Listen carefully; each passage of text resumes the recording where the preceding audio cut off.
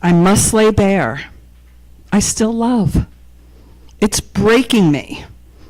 You've become an ugly, talking, jabbering old man. You've lost all those sexy ideals. All those sexy ideals of democracy. But I still want you, need you. Make me love you again, America, dear America.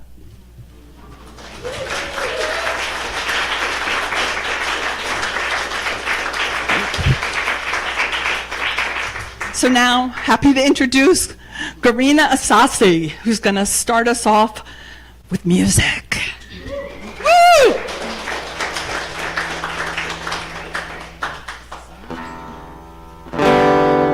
Is this coming through there? Is the guitar coming through the PA? Okay. Hi, I'm Garina Asasi. The reason I'm here singing instead of reading is because I did a piece for America's Future, and there was a companion song to it because I'm a songwriter as well as a whatever that is that I do.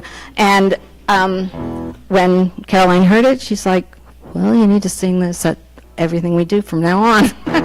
But I'm going to do two songs. I'm going to first do a song that speaks to the artist in all of us.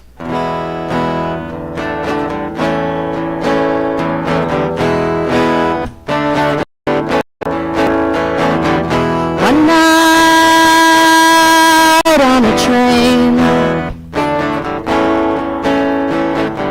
I stand with some style, and the paint was green and black, and it lit up his eyes. But now he's alright. It's like holding back the tide. All the romance deep inside. And if we keep moving west, it'll be forever sunset.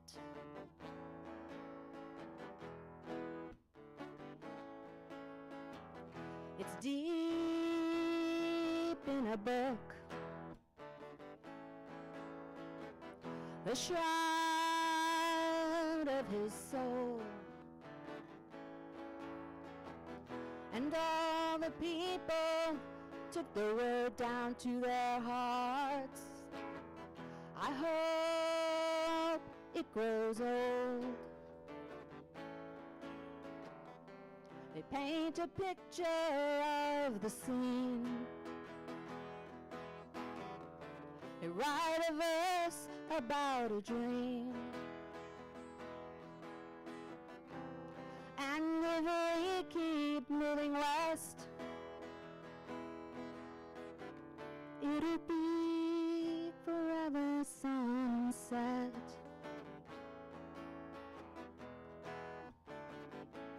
This is where the guitar solo comes in, but I don't know how to play guitar solos, so.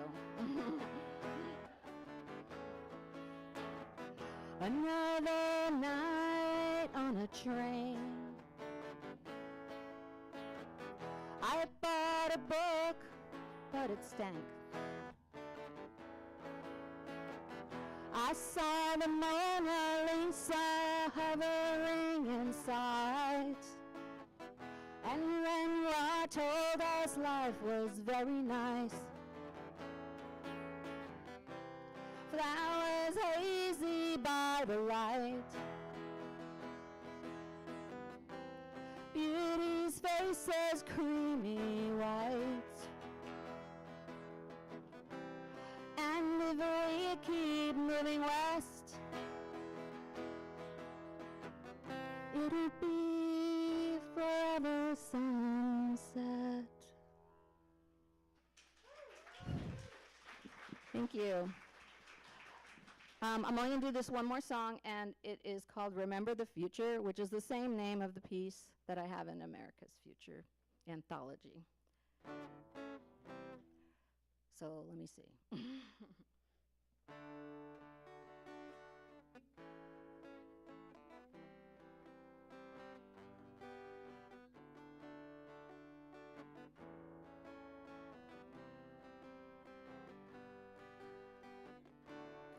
Growing up with these tools, the care set deep inside. All I knew was the sky was blue, and I loved the smell of the springtime when I laid back and I looked up.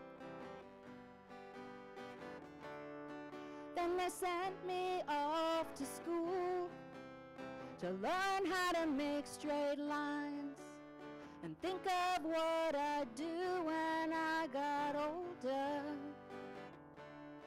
Taking that look around, I saw the pain, I saw them suffer. Do you think they will remember the future? Do you think they will remember? Do you think they will remember the future? Do you think they will remember? So who decides who are the prophets? Let's look at what they said and how they died. The truth repeated over and over in different words, in different lives. Today I heard Moses and Jesus and Plato and Socrates. Today I heard John Lennon and Gandhi and Martin Luther King. To love, to give, for one world, for all of us, for all of us.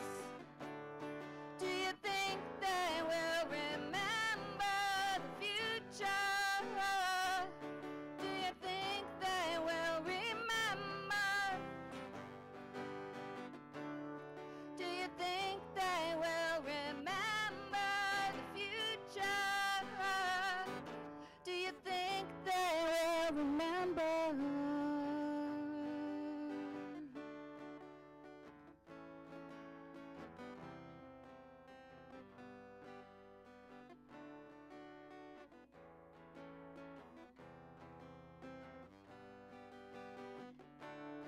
We interpret your words, we demolish your words.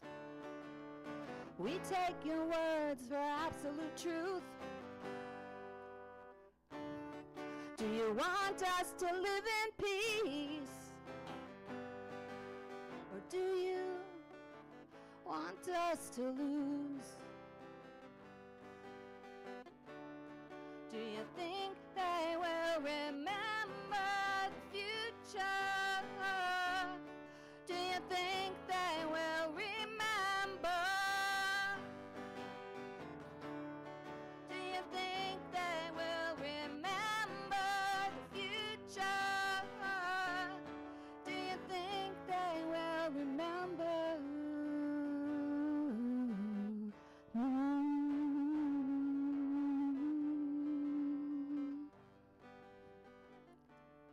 I wasn't always this naive.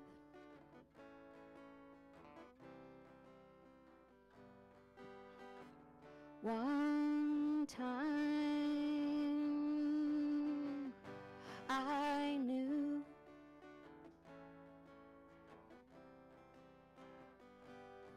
when I laid back And I looked up.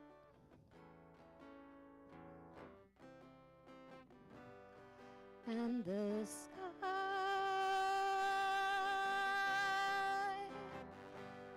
it was blue. Thank you. I don't know who's next. Is it the next person on this list? Okay. Please welcome Mr. Brandon Blue.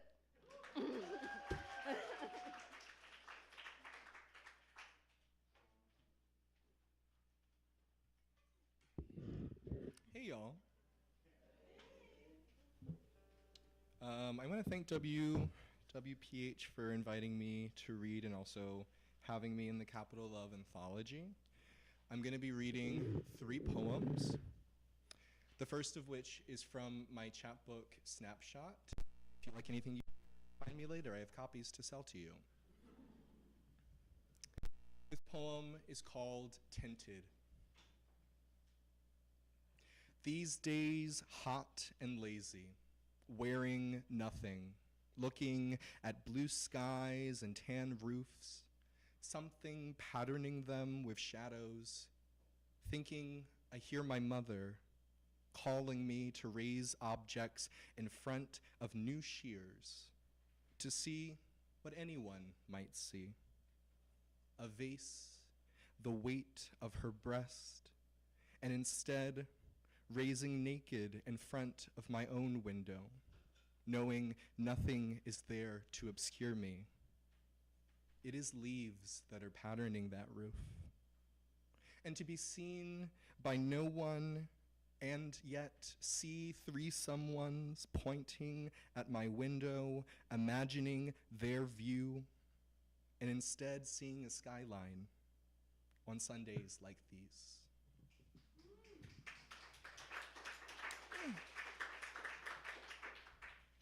So the poem that was accepted in the anthology is entitled A Room of One's Own, or Orgy in Which Everyone is Black. You know, gotta have a little after. If you have it, is on page 8. Here, each person undresses to accommodate the other, to become the darkness between our bodies, to pull each other close. We strip the arguments of our lives into plastic bags too sublime into a room that no other room can hold. A vase holding few bearded irises tangle. The petals thumb the lip for stability. Hanging counterbalance on what they can depend brother to brother. At an angle, with a porno projected on the wall, you might see a shadow stroking me gently. But it is me, whispering to myself, this space is supple and brief, and when we must leave, we depose to genes and bodies again. Thank you.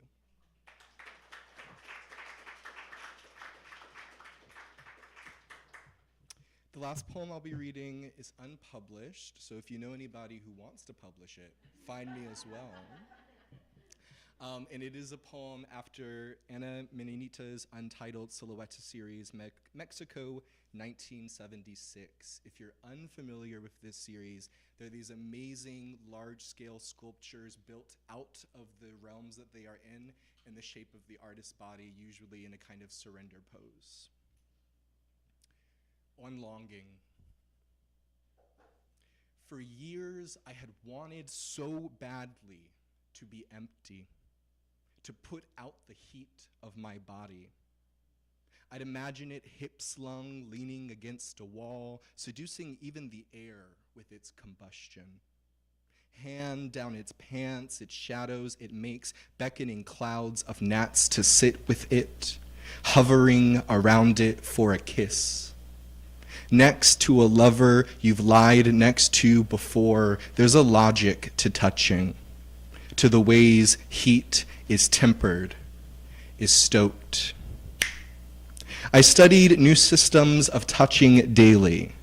After each orgasm, a wash of emptiness that filled too soon. I gave my blood to a doctor to examine me, to make salient my body, to decipher the clutter I had made, that I had let enter. I cannot usually give blood because of my heat, and as each vial filled, so was I with the horse's scream. I was prescribed medication to flush me, to make me more empty, a state from which the doctor said the body could whole itself. Some believe in a kind of holy emptiness, a space in the body that ought to be left open for God to enter you, a room empty enough for wind to make music. Gaudy believed in holy sound and built a cathedral to contain it. In the sand, when we rise from it, the lightest touch leaves an impression, a divot curved around a structure, unable to be filled quite right by anything but you. Thank you. Next up is Grace Cavallari.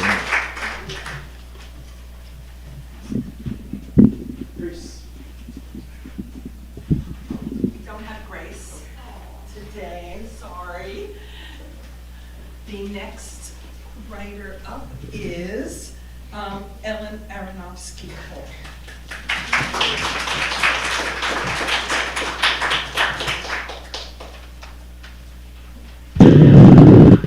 Now I get to test the range of the microphone, how high and how low it can go. Brandon, those were great. I really enjoyed them. There's actually some stripping in my poem, too. But no snaps. This is the poem that's in capital love. It's on page 16, which is my birthday day. So I thought that was special. Tiny globe. Who knew an old woman like me had so many marbles to lose? Each a miniature earth, an eddy of green and blue. When I was a child, I carried constellations in my pocket. So often now I dither, and you, dearest, muddle too, our marbles commingling.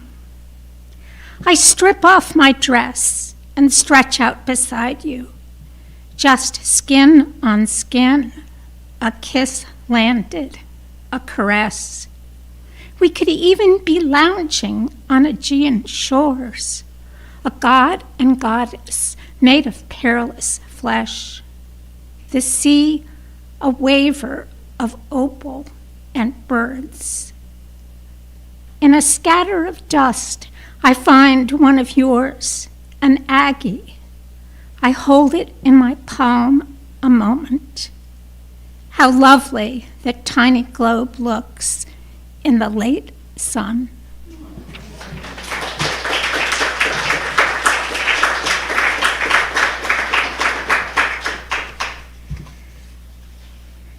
Slippage. Your heart has a small leak, says Dr. Fox. Blood seeping backwards through one of its valves, but just a little. And my heart says, everything into everything. Not loudly, just a tiny voice tapping in my ear. And on my way home, the drip of rain seeping into the ground keeps sounding in my head. The brown February landscape pining for snowdrops, and the coming surge of crocuses and bedazzle of daffodils. And Laura, my green thumb girl, who has never killed a single plant. I picture myself standing on her front lawn, pressing flower bulbs into her hands, and my Laura, mother-to-be of bluebells, tulips, grape hyacinth, Lenten roses who are always humming about Easter, and glory of snow, my favorite, those unassuming blue stars that grow when you're past hope that winter will ever end. And I rest my head on Laura's shoulder, my heart seeping the whole while into the lawn and the soil with its peculiar needs, the patient roots of not yet blooming azaleas, purple, I think, that grow by the fence, and into Laura, of course. And I whisper to her about the blood leaking backwards from my right ventricle to the right atrium of my heart, but only a little leak, so no need for alarm. And Laura doesn't say anything, just wraps her arms around me, the bulbs still clutched in her hands, each one with its embryonic flower bud curled inside.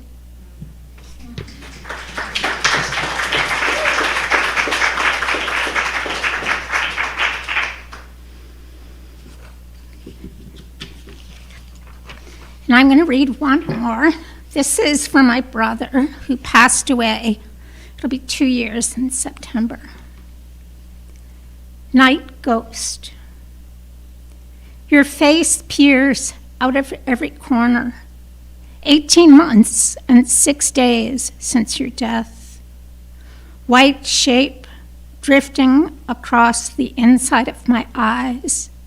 Pale puppet flapping through dark. Is it you, Wayne? Your words mumbling in the haze. You who were a banked flame, your illness always creeping after me. I tried to take care of you after our parents died. Those years of agitation, sleepless nights that flared, subsided, and bloomed again. Then you dropped out of this world. How could you, without me there to gentle your passing? I could never fear you, not even when your madness screamed and bucked, walked full-bodied in the open air. Who was I to tell you what is and isn't true, as if I knew?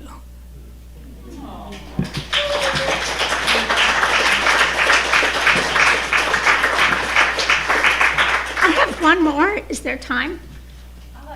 Sure. Okay. One more.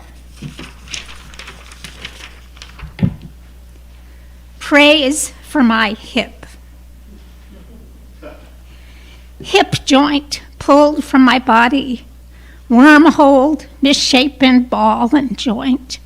Your roundness collapsed into corners. I praise you for your rotations, your bends, your thumps, your clicks, your jumps, for the pain, a scream I finally heeded, for the daughters I delivered, how you spread to let them pass. I praise you. Cells of my cells and bones of my bones, I grew you.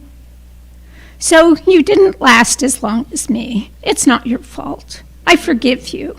Gravity did it. The splits when I was young. Cartwheels turned in the front yard of our split level on Douglas Drive. And joy, how I planted my hands in grass, one arm, then both, roll of the wheel, legs clocking overhead at 10 and 2, the neat return to upright. I praise you for that, dear hips, and the dances, boys and girls flinging hair like wild vines in wind, stomping and grinding, drums rocking into my chest, your perfect flirtatious swing. I might still take a turn on the floor at Tony and Shelby's wedding next month, if the doctor, praise him, gives me permission to abandon my walker, my new joint stayed high-glass titanium, silver smooth.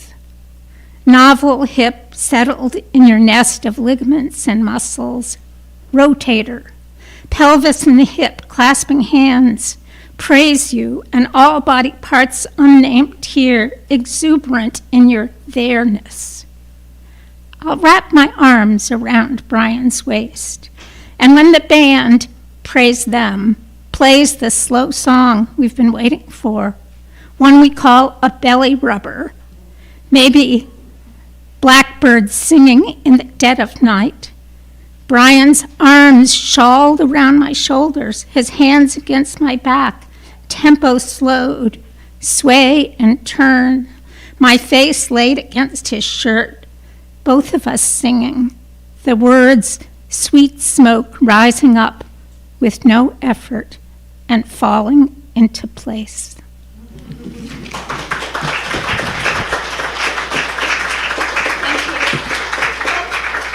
Next up is my dear friend, Jason Gephardt.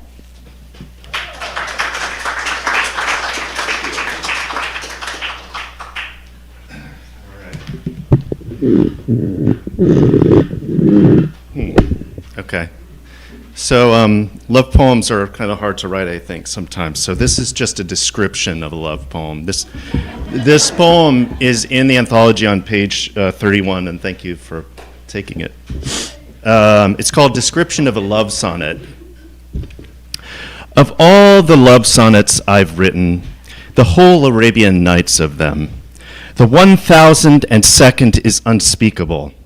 Having finally captured the shimmering blue of the peacock's feathers, the true tenderness of an infant's grip, my heart's entire holdings. So perfect, it has no use for end rhyme or pentameter. I'd be summarily executed merely for reciting it. But that's okay. When I listen close on the quietest nights, silence, broken by a car's passing, the branch scrape against the window, breath, these shadow lines that you are permitted to hear will suffice to say, I have loved all that could be. And this one is an actual love poem. It's after a line by Kenneth Koch poem called "To You." This is a serious love poem. I love you as an insurance adjuster. I love you as a sapper sweeps for mines when I wake in the dark, needing to piss. I stagger to the toilet through the field of your scattered shoes, and one buried in the shag rug goes off, sending me tumbling. How can I not then love you as an insurance adjuster who should phone the bean counters in Hartford to report my twisted ankle, but instead dwells on the precise contours of your breasts and aches to comb for evidence in your hair, having become just a love-struck suit who by night's end can do nothing but fax his claim to an unmanned office in Omaha? Okay. So my wife and I, we moved back to the city. We've been ping-ponging back and forth from Washington since I was a kid. And my wife and I met, well, that's the next poem. But we moved into this old house in D.C., and they have these glass doorknobs that you can only imagine if the house is 100 years old, that so many people have used this door, you know? And so here we are with our young family, and the fucking door will not close, you know? So my kids are in one room, like right next to it, and then our door you try to close it, and it opens up. You close it, it opens up. I think that's all you need to know. It's called glass doorknob. We notice it at night while undressing each other, our children finally asleep. Its latch comes loose from the nook in the frame, and our door peeks open. Perhaps the doorknob has grown tired of the future, so many hands having turned it. This house's past occupants, the ones who chose the popcorn ceilings and the strangely speckled kitchen counter, the one who botched the hanging of this door. How easy to overlook, even as its glass gathers and casts daylight, even as we grasp it. Okay. And so this poem is an actual love poem, as opposed to all those other ones. So I met my wife in college, but we just knew each other, and we didn't meet until after I had moved to New Jersey and she had moved to Manhattan. And her friend invited me to a party, and I came across the river to see her, and then I asked her out on a date. And I think that's all. Yeah, The Praise of Folly. I was reading a book by Erasmus called The Praise of Folly when I met her. It's called Praise, the poem. The dictionary never grows impatient with our not knowing. Grapple today, sleet tomorrow. Accept what falls, it seems to say. I pull the praise of folly from the shelf. Half my life ago, I bought this book when she was so close across the Hudson, still unknown to me for just that little while longer. Now the beautiful, awkward sound of our son's viola spills down the stairs and snow falls. So thank you. So the next reader is Emily Holland, and her book, Notifications On, is coming out in January, so you should buy it.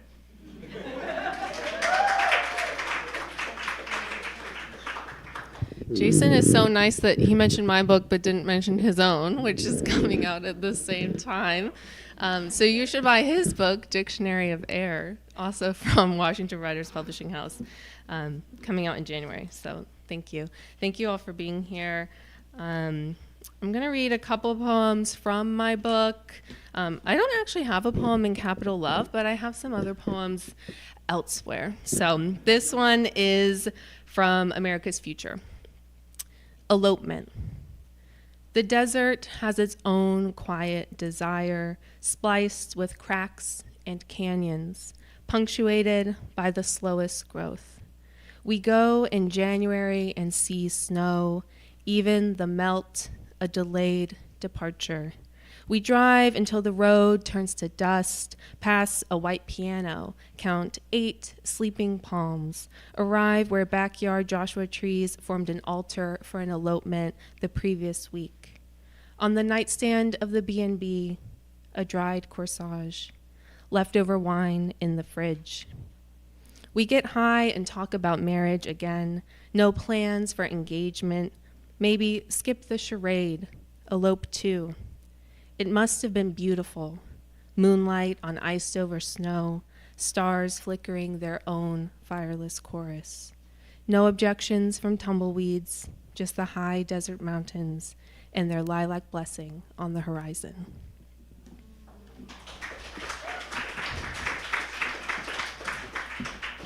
Thank you. Memento Mori.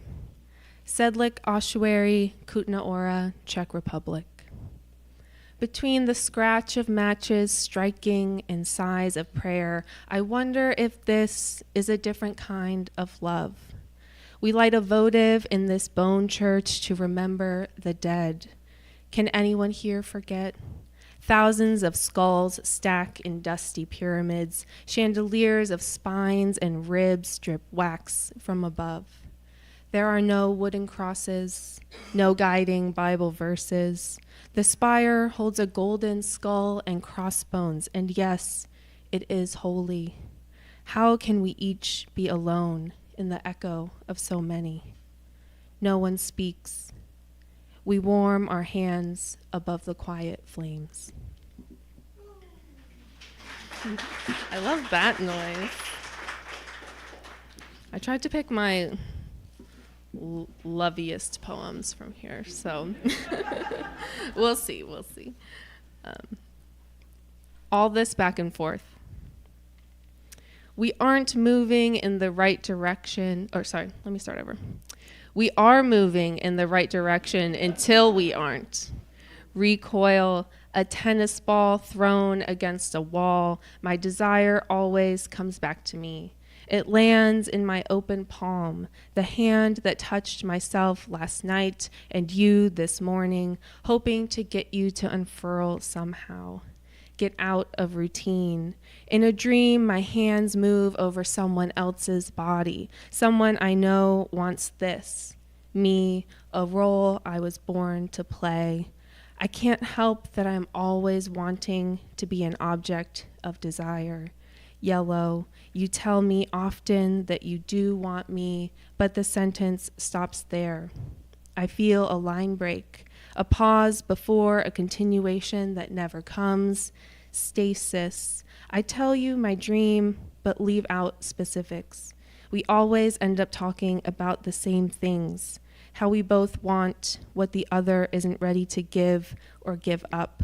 You drift. Golden hour. I am still waiting for some return. In Ricochet, we thought we would collide eventually. I'm saying everything I know how to say.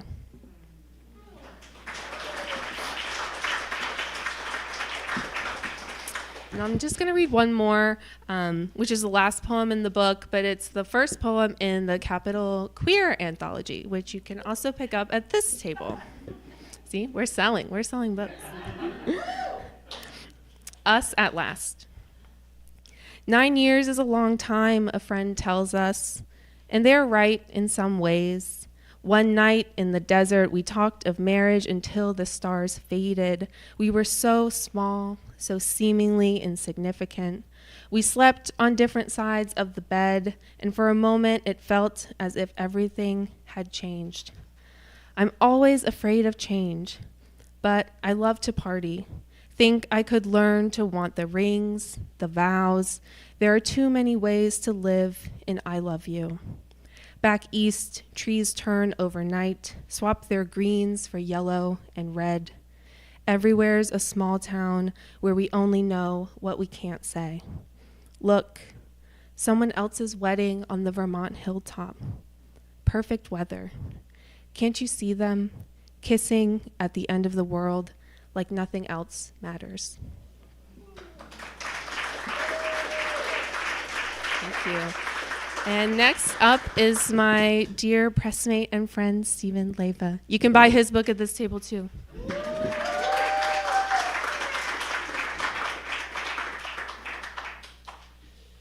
So it is a dear pleasure to be here with Washington Writers Publishing House. They really changed my life when they published my first book, The Understudy's Handbook. It's the one with the mask and the cicadas on it. So, and it's good to see so many familiar faces.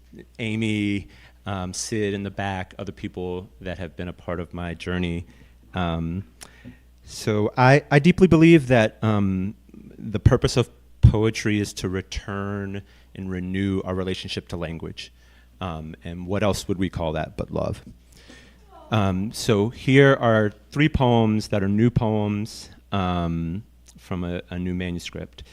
I guess this first one is a little bit about loving oneself under chronic illness.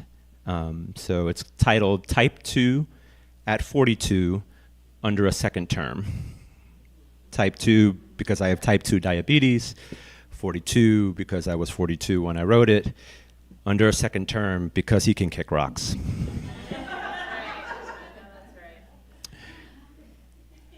Again, lassitude has your back against the wall. The long awl of winter, boring.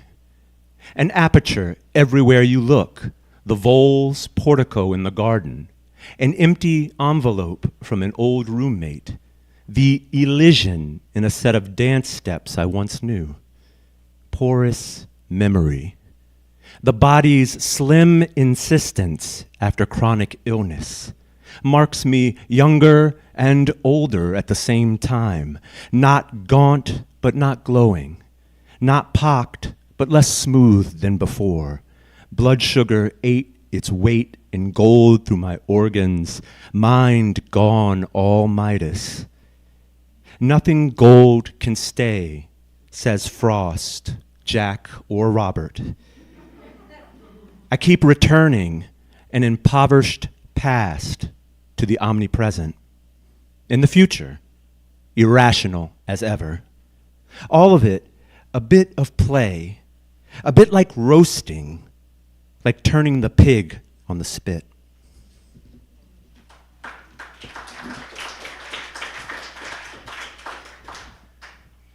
Limerence.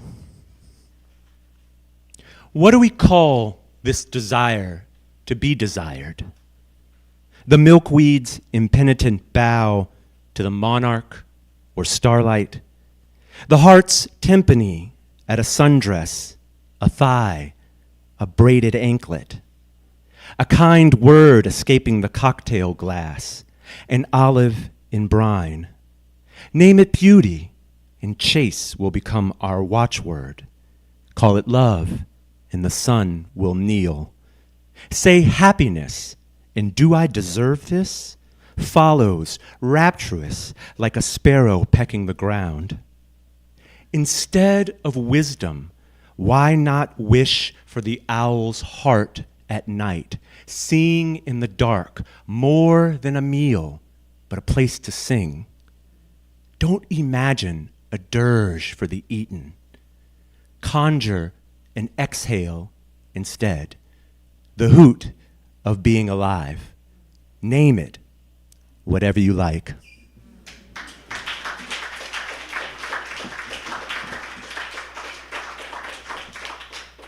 All right, this last poem is from a manuscript that I'm working on about 50 free black towns in pre-statehood Oklahoma. So in some ways, it's about loving a place. And it's titled, "The Whole State Has Always Been a Casino." The whole state has always been a casino. Bet on agrarian. Lay all your money on cotton, gin, and cattle. And here come the back talk of industrial revolution. Child, slide your chips toward church fronts and salons of such fame, the wait time to catch a tambourine or pin curl bob was insane.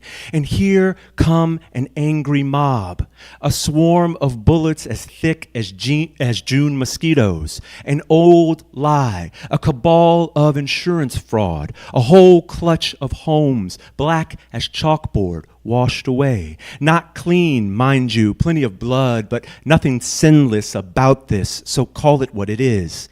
A massacre, an arson.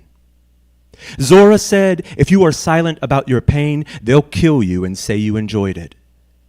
But what about the bet you made with the currency of common dignity? What about the house money of God's image you were born with? Daylight itself is witness enough. Sure, anyone can neon up the night, say risk it all on vouchers and alchemy, hoop dreams as stable as wax left in the sun, the capriciousness of superintendents, envy as common as the name Johnson, and here come the torn ligaments of self-worth. Bet on competence, pudding proof and sky blue facts, on the weight of Coach of the Year, on hard work, on self-determination, on yes we can, on side hustles, on one day they'll see. And here come the sheer ignominy of folks with big mediocre energy. There aren't too many ways to say shameless, but God help us if the parades of it ain't always packed. Like a revival tent in the 50s, like a sold-out show at Kane's Ballroom. Bet on oil, and here come a dead planet. Bet on breath, and here come a pandemic. Bet on yourself, and here come picket signs of who am I outside your heart. Bet on history, and it repeats like a drum loop. And who am I to entice you towards doom scrolling these lines? Who am I to ask of language anything other than to signify? Who am I to bet on the agility of beauty?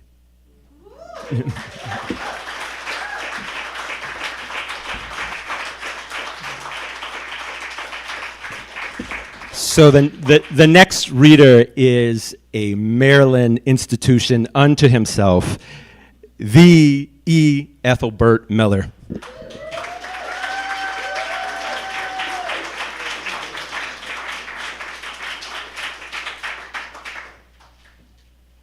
Thank you for your kind remarks. I'm going to read 4 poems. Over the last few years, I've been collaborating with my best friend, Miho Kanas. She is a Japanese poet and translator who lives in Hilton Head Island, South Carolina. And we've written over 700 poems. The first 3 I'm going to read is from 13 poems from this chapbook in celebration of the Miles Davis Centennial. It's called Man with a Horn, Miles Davis, and we dedicated this book to the very important poet and jazz critic, A.B. Spellman.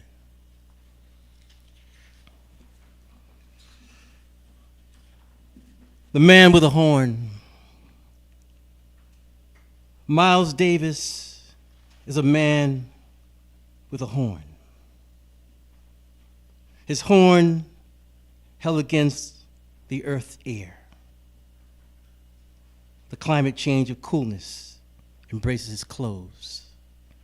Black swans with studs are swimming in a whirlpool of jazz. Frank, Miles, and Marilyn. Frank O'Hara is listening to Miles and thinking abstract thoughts. He has philosophical questions about blue notes. O'Hara tells his poems Miles' music is more beautiful than Marilyn Monroe. All quiet. Somewhere between the Delaware and here, George Washington stopped to listen to Miles playing Someday My Prince Will Come.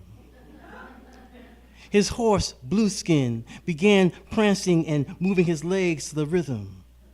Washington looked across the frozen terrain, his troops staring at his back.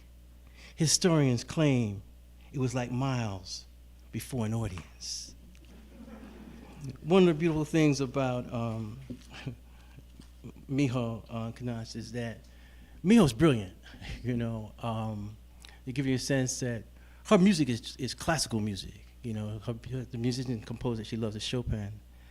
I think she's learned a lot from jazz from me over the last few years, but her acquiring of information and knowledge is fascinating. I was talking to her on the phone, and she said, "You're listening to Bud Powell, aren't you?"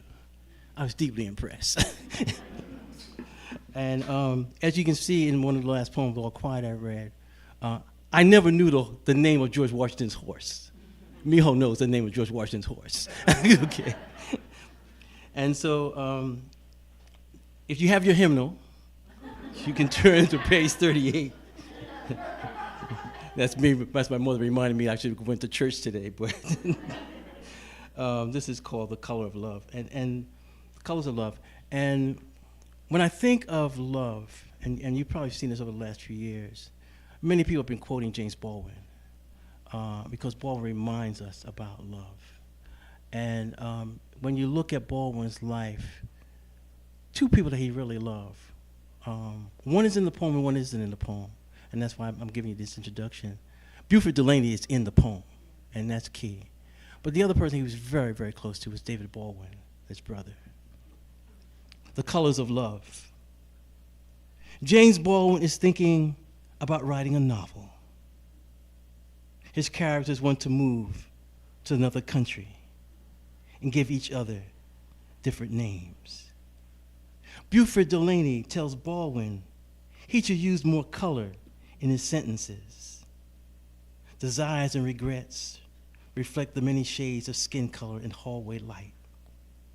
The blues are known to turn shadows or darker hue before midnight. Charcoal gray reminds Baldwin of Harlem and the warm, tinted touch of a brother's love.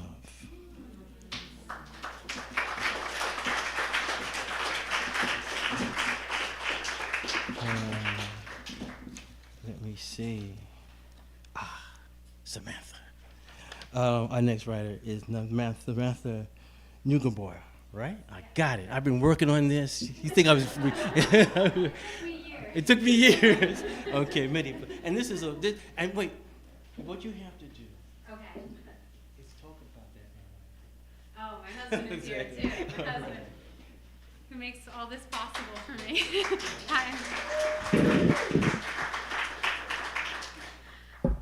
So thank you for being here, and thank you for my introduction. A few years ago, when Annie Arnaud won the Pulitzer Prize, I was very disappointed because I am a great admirer of the Danish writer Tove Ditlevsen, and I think that what they're doing is very similar. And I had read a lot of both of them, but I hadn't read Arnaud's The Years, her memoir that is an act of collective autobiography. So I read it, and then I had the disappointing but wonderful realization that this was something so new and so wonderful. And I said to myself, and Tove in my head, we have to give it to her. She deserved it. So for the Capital Love Anthology, I wrote a short piece of flash experimenting with this idea of the collective we, or a collective autobiography of a generation, which is what Arnaud did. And so I tried to think about kind of the tension and the love between generations that I think is part of kind of the conversation or the missed opportunities right now that we're having in our country. So, lives lighter than our own, page 2. We lived in the age of accountability, and we were all amateur accountants, compiling the lightness and heaviness of lives. Even after our work bored us, it left its residue on our minds, like fingerprints on glass, and everyone was glass.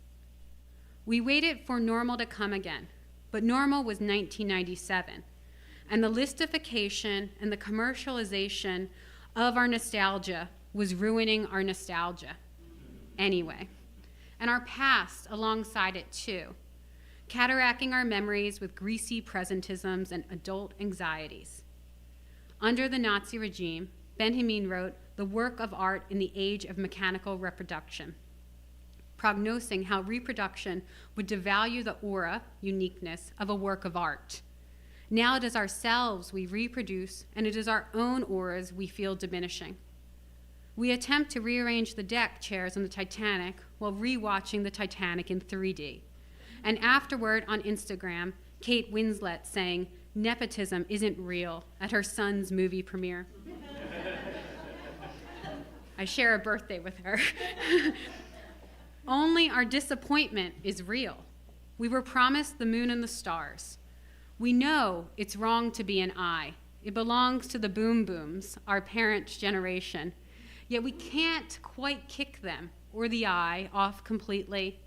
Instead, we land somewhere in the middle, localizing our I in small groups, a kind of compromise with ourselves. Actually, America already had the moon when we were born. But we don't deserve it anymore, and maybe we never did. That's the worst part. What we've loved is faulty, and loving too much, even now, makes us bad accountants. Thank you. And it is my duty and honor to invite Zach Powers up here.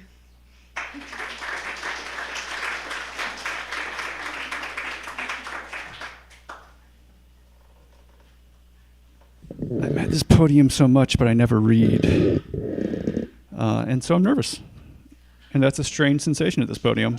Woo!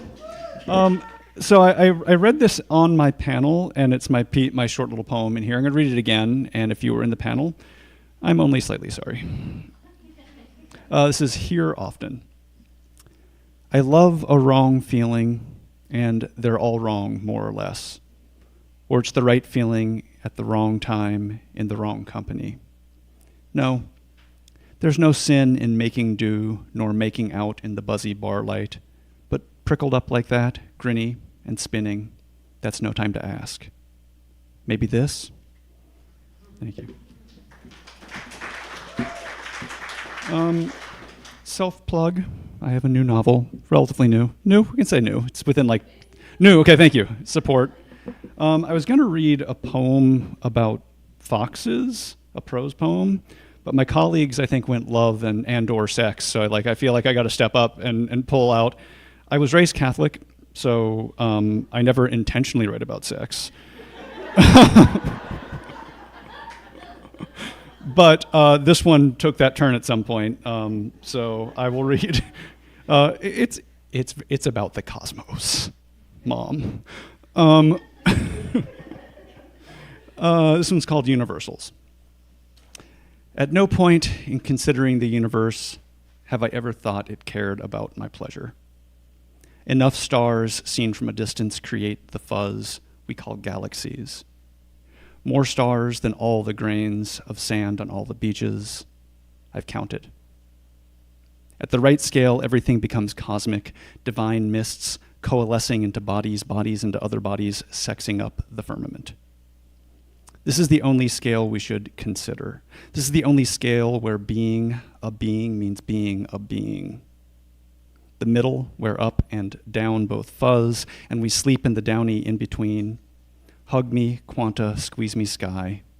A little hump and bump and grind. Why not? That's the stuff in star stuff. The universe cares enough, at least, for friction to be a law. At the scale where these laws apply, at least. All right, thank you. And I'm going to stop there because that's enough of me on this podium that I'm always at. And it's my absolute pleasure to welcome up Dean Watson, one of the great people, and accompaniment, which I will let Dean introduce the accompaniment.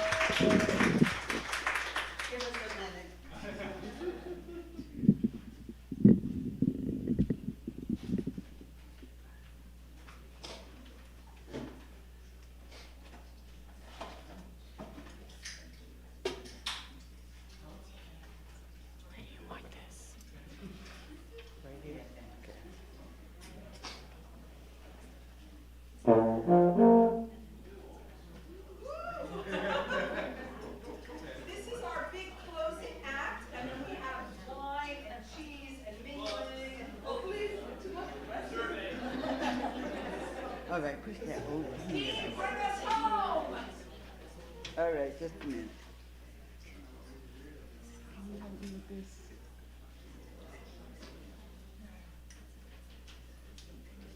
It's gotta go up more.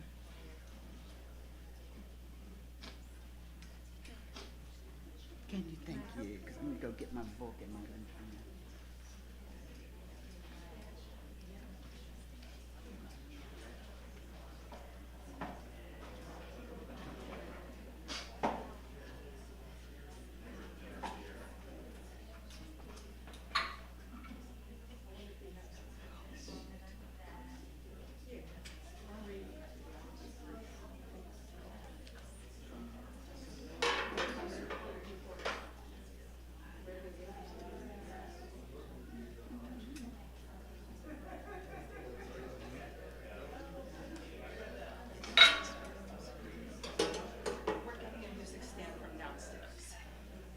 I think it works.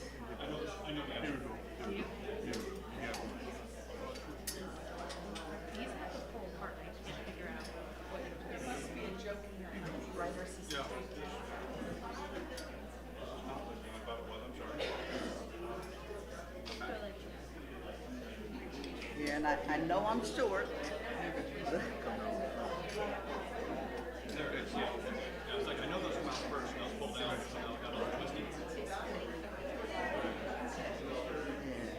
I know I'm short, but yeah, there you go.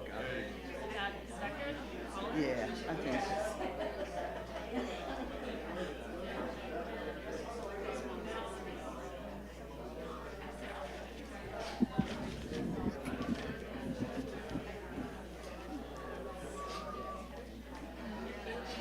I think this is tight. I don't want it to collapse.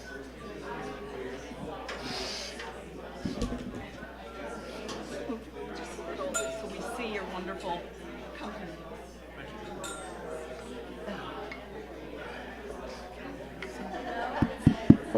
All right. Is it in front of me? Like right in front? There you go. Okay.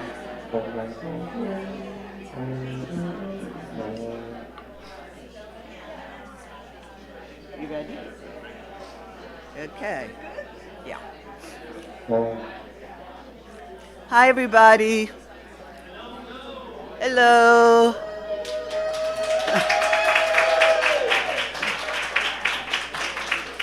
Okay. I'm Dean Watson, and this is my mate, Abasi Johnson. And that's my mate in music. My other mate is at home. Keep it straight. We're going to do two pieces. One is called Where is the Love? And it's an expanded version of the haiku that we have that I have in the Capital Love book. And then we're going to do a piece called Abby Tells All, which is dedicated to Abby Lincoln. Okay. Ready? All right, let's go.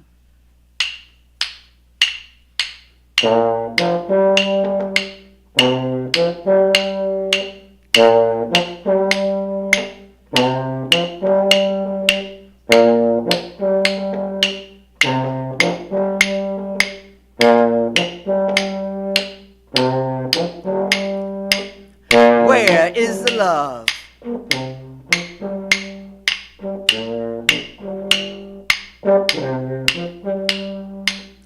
Music is the place where love goes in the bluest times. The power of love, the power of love, the power of love, the power of love, the power of love. Dancing a two-step, love and music, always together. The power of love, the power of love, the power of love, the power of love, the power of love. Life is a blues song, laugh, cry, feel, sing the harmony. The power of love, the power of love, the power of love, the power of love, the power of love. Inside the music, where love lives, a teardrop, a smile. The power of love, the power of love, the power of love, the power of love. Heart, beat, melodies, spirit sounds, crystal silence.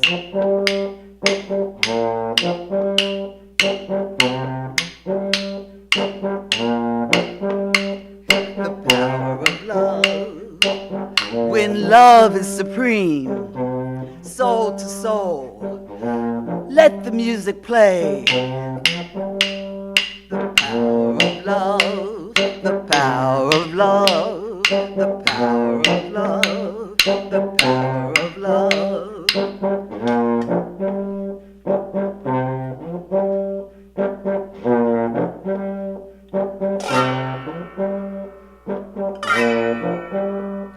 The power of love, the power of love, the power of love, the power of love, the power of love, the power of love.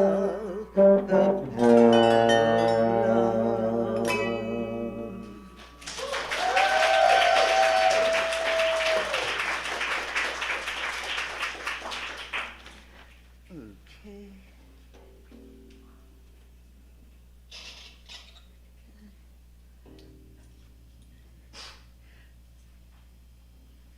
This is Abby Tells All.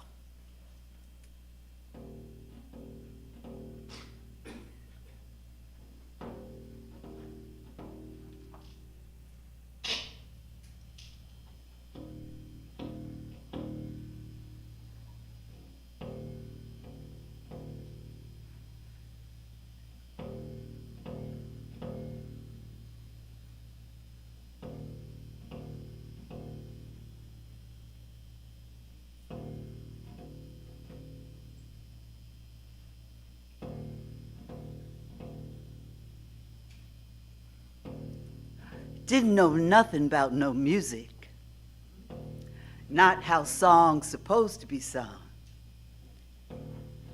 Like the way when you can catch a feeling, and soared to glory and back on a song. All I did was stand up there warbling, just like I heard it on the radio, showing all the good Lord gave me. Marilyn and sepia is what they wanted.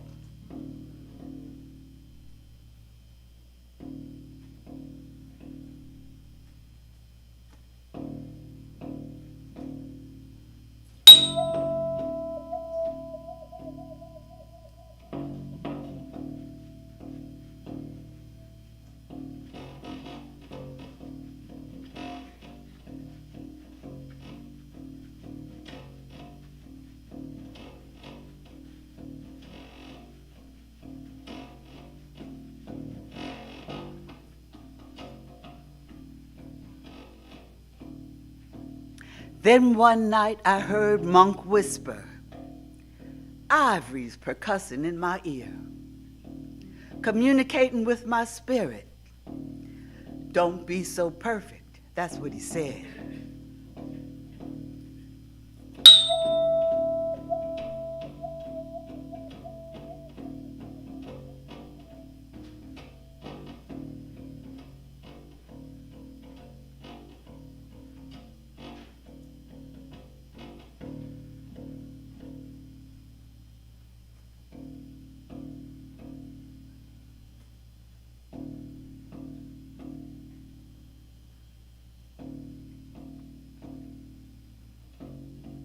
Ain't no wrong beats in the music.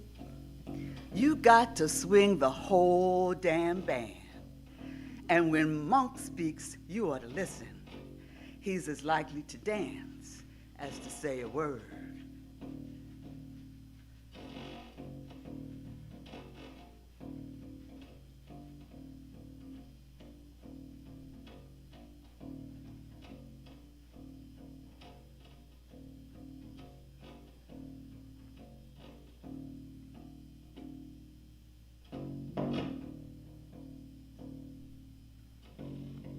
Don't try, 'cause you can't stop my screaming. We insist. That's all I'm saying. Hardly perfect, hard to handle. Warrior woman, Nappy Abbey.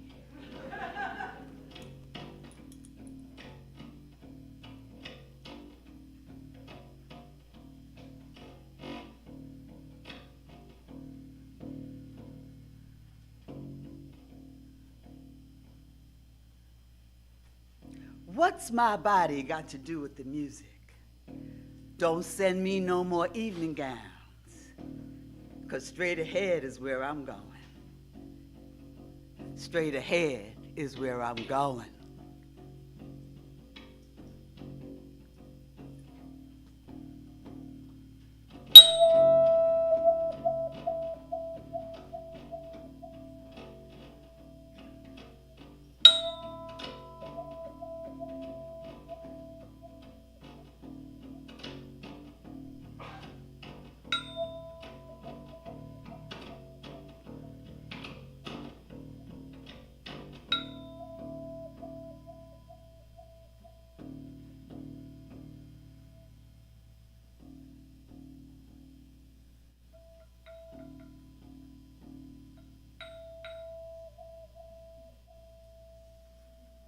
Abasi Johnson. All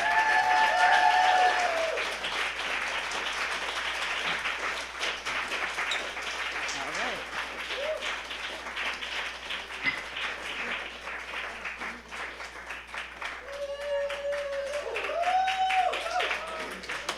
Can we give it up one more time for all our readers, for Dean, for Abasi, for Garina.